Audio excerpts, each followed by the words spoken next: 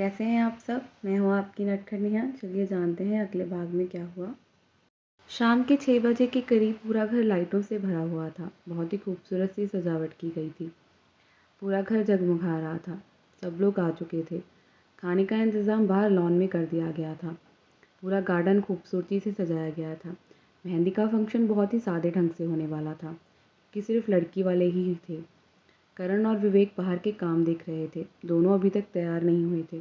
ऊपर लड़कियां तैयार हो रही थीं। वही काव्या बहुत ही प्यारी लग रही थी, किसी प्रिंसेस की तरह। उसे तैयार करने के लिए मेकअप आर्टिस्ट को बुलाया गया था। कमाल की बात यह थी कि रूही, काव्या और शुभी में से किसी को मेकअप नहीं आता था। अजीब है पर क्या कर सकते हैं, बिल्कुल मेरी तरह। विराट के घर पर भी सादा सा फंक्शन था।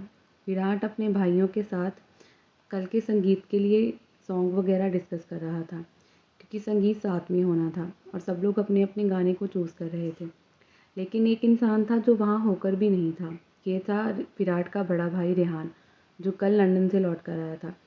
उसका पूरा ध्यान किसी लड़की में अटका हुआ था। ये कोई और नहीं थी बल्कि शुभी थी। रेहान को वो पहली नज़र में ही भा गई थी।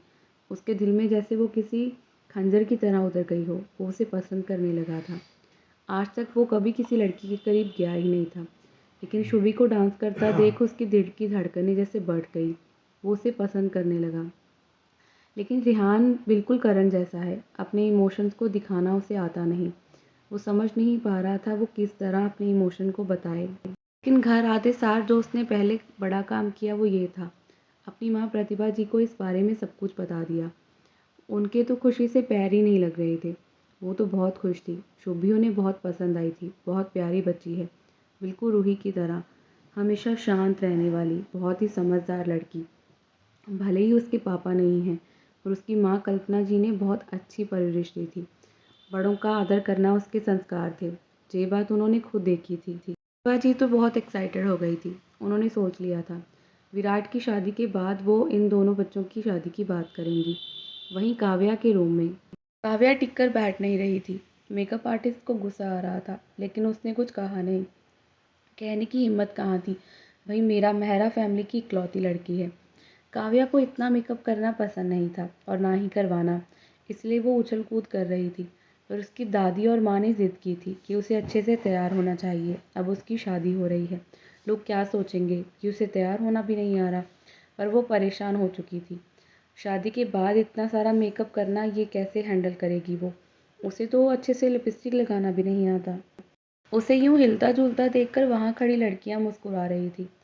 रूही और शुभी का भी यही हाल था। दोनों की बॉन्डिंग काफ़ी हो चुकी थी, पर उन्हें भी ये सब नहीं आता था। उनका नंबर भी जल्दी ही आने वाला था।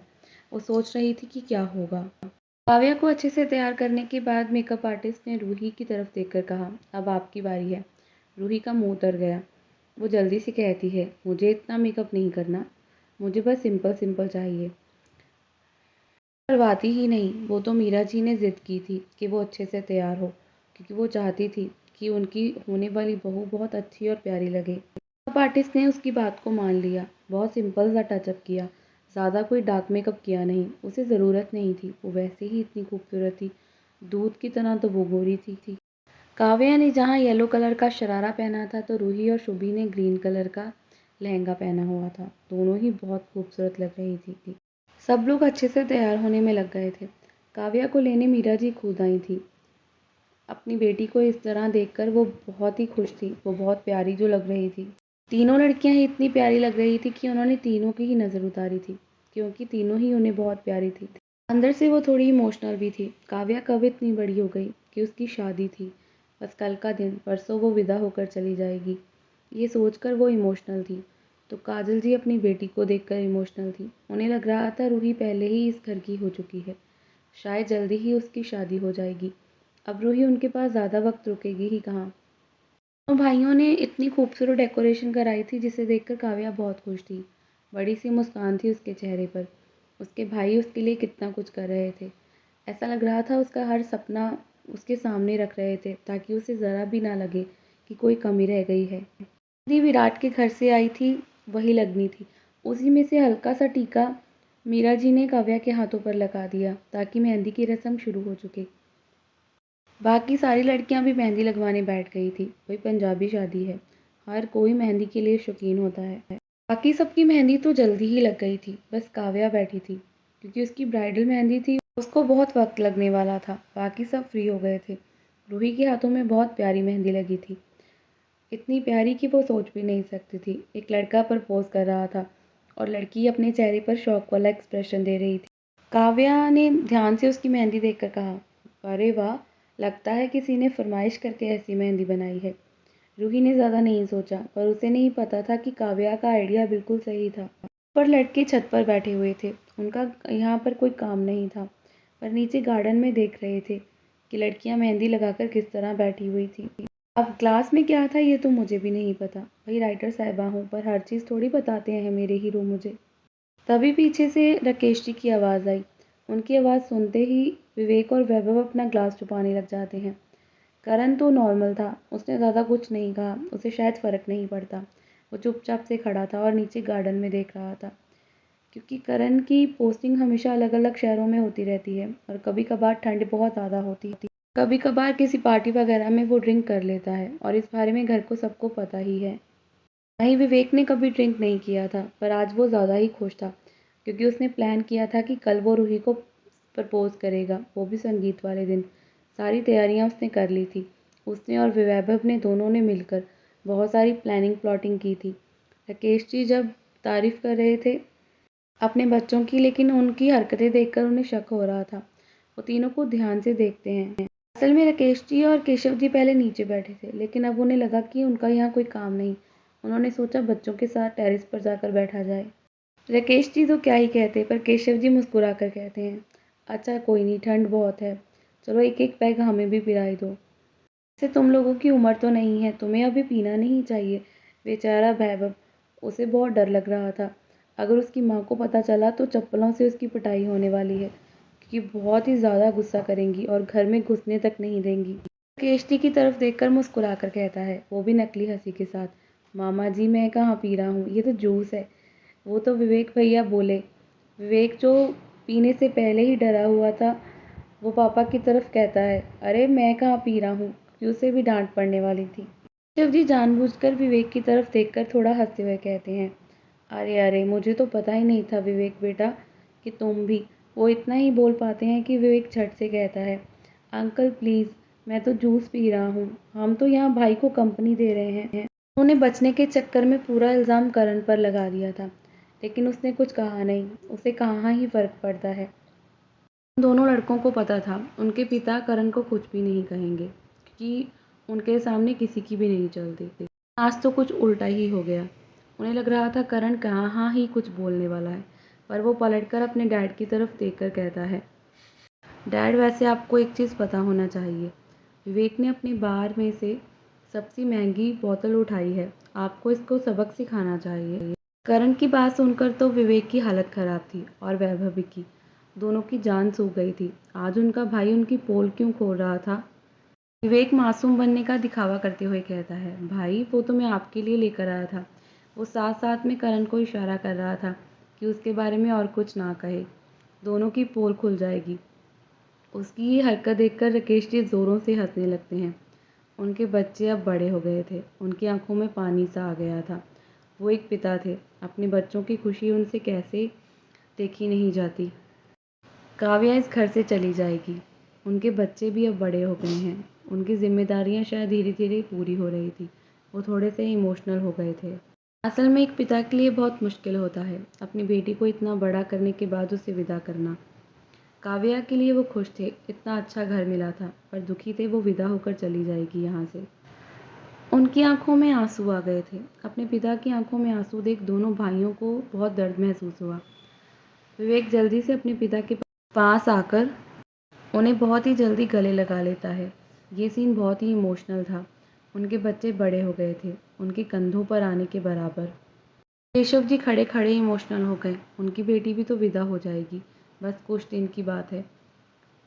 करण ने भी झुककर अपने पिता को गले लगा लिया था। वो कभी भी उन्हें इस तरह इमोशनल नहीं देख सकता। तो ये सब देखकर वैभव नाटक करते हुए कहता है, सारा प्यार भाइयों के लिए, मैं बेचारा तो चुपचाप से खड़ा हूँ। ऊपर छत पर ये सब अपने में लगे हुए थे तो नीचे लेडीज़ गाना बजाना कर रही थी। धीरे-धीरे सब लोग अपने-अपने कामों में लग गए थे। रात हो गई थी। रिश्तेदार सोने के लिए चले गए थे, जो लोग खाना खा चुके थे। मीरा की मेहंदी अभी भी थोड़ी-सी बची हुई थी। उसका फेस उतरा हुआ था, वो थक गई थी।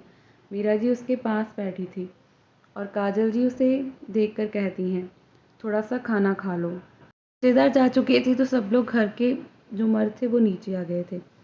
काव्या की शक्ल देखकर वैभव गाना चला देता है, जिससे सबका मूड अच्छा हो जाता है। गाना तो अच्छा बजा था पर वैभव के डांस की क्या ही तारीफ करूं।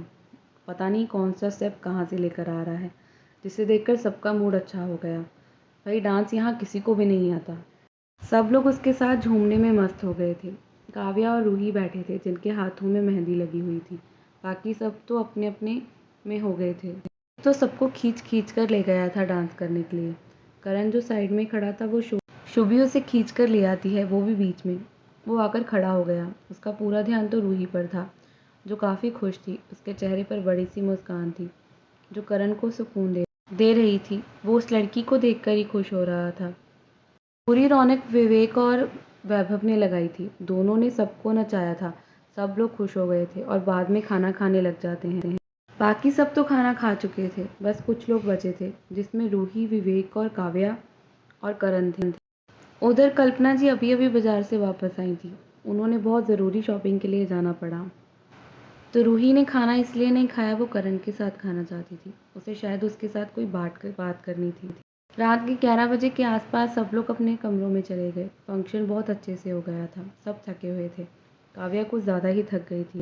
लेकिन रूही को कहाँ नींद आने वाली थी। वो बालकनी में आकर चुपचाप से बैठ गई और अपने हाथों में लगी मेहंदी को देखने लगी। ये बहुत खूबसूरत थी। इसमें जो लड़का इस लड़की को फूल दे रहा था वो और भी प्रिटी लग रहा था। रात के साथ ठंड बढ़ रही थी, लेकिन करण अभी तक घर नहीं आया था, जो कोई ज़रूरी काम बोलकर निकला था और रूही उसी का वेट कर रही थी शायद। वहीं वैभव भी सोने जा चुका था, लेकिन रूही ने अभी खाना नहीं खाया, ये बात विवेक को पता चल गई थी और वो कहाँ ही चैन से बैठने वाला था। विवेक खाने की थाली लेकर रूही के पास आ गया था और बहुत प्यार से उसे खिला रहा था। रूही खाना नहीं भी चाहे तब भी उसे मना नहीं कर सकती, क्योंकि वो इतने प्यार से जो कह रहा था और इतने हक से और बार बार रिक्वेस्ट कर रहा था। रूही नखरे तो कर रही थी पर खा भी रही थी। विवेक उसकी लाइफ का एक ऐसा इंसान था जो उसकी हर उलझन को समझता था। रूही की हर उलझन का हल विवेक के पास होता था। वो जब भी परेशान होती थी तो वो बिना बोले समझ जाया करता था। विवेक इतने प्यार से रूही को खिला रहा था कि उसकी अलग सी एक फीलिंग थी। रूही भी मुस्कुराते हुए बस खा लेती है। वैभव जो सोने जा चुका था वो भी विवेक को देखने आया तो देखा शुभी भी वहीं खड़ी है। शुभी मुस्कुराते हुए वैभव से कहती है, इन दोनों का रिश्ता कितना अलग है ना। तो विवेक के बारे में सोचकर वैभव बताता है कि वो रूही को पसंद करता है। शुभी तो हैरान हो गई। बहुत ही ज़्यादा हैरानी भरा एक्सप्रेशन उसके चेहरे पर आ गया। वैभव ने मुस्कुराकर कहा, तुम्हें सच में नहीं पता? उसकी आंखों में दिखाई तो देता है कि वो उसे पसंद करता है। वो दोनों उन दोनों को देख रहे थे जो एक दूसरे में मस्त थे। किस तरह विवेक खाना खिला रहा था और उसकी मेहंदी देखकर खुश हो रहा था। असल में वो उसे प्रपोज करने वाला था, इसीलिए मेहंदी वाली ने ये डिज़ाइन बनाया था और रूही को अंदाज़ा भी नहीं था ये सब विवेक ने किया है। रूही ने जब बस कर दिया तो विवेक ने बहुत प्यार से उसका मुंह साफ किया, किसी बच्चे की तरह। उसके सिर को थोड़ा सा सहलाया। रूही को विवेक का टच कभी गंदा नहीं लगा। वो लोग बचपन के दोस्त थे। रूही विवेक को बहुत ऊपर रखती थी अपनी ज़िंदगी में। वो जब भी उदास होती थी विवेक उसकी आंखों से ही समझ लेता था। रूही को कभी उसके टच में कोई बुराई नज़र नहीं आई। वो बचपन से साथ थे, साथ खेलकर बड़े हुए थे, किसी अच्छे दोस्त की तरह। क्या होगा आगे, कैसी होगी इनकी मोहब्बत, इनकी अधूरी सी मोहब्बत, जानने के लिए पढ़ते रहें मेरी कहानी। भाई सुनते रहें, ये तो मेरी आवाज़ में सुनने को मिलेगी। और मुझे कमेंट में ज़रूर बताएं कहानी कैसी लग रही है। मुझे सब्सक्राइब करना ना भूलें और मेरी और कहानियों को भी सुनते रहें।